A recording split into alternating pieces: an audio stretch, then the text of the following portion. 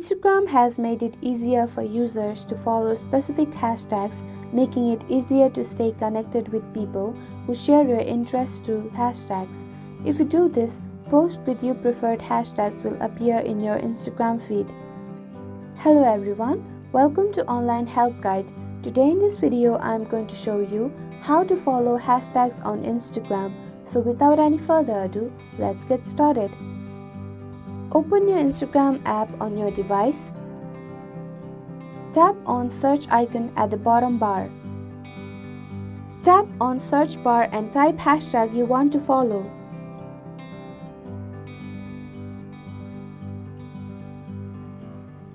Tap on the hashtag you want to follow. Tap on follow button. Thank you for watching Online Help Guide. Hope this video was helpful. If it was, then hit the like button and comment down if you have any questions or feedback. Also, if you are new to our channel, subscribe and hit the bell icon so that you don't miss our upcoming videos.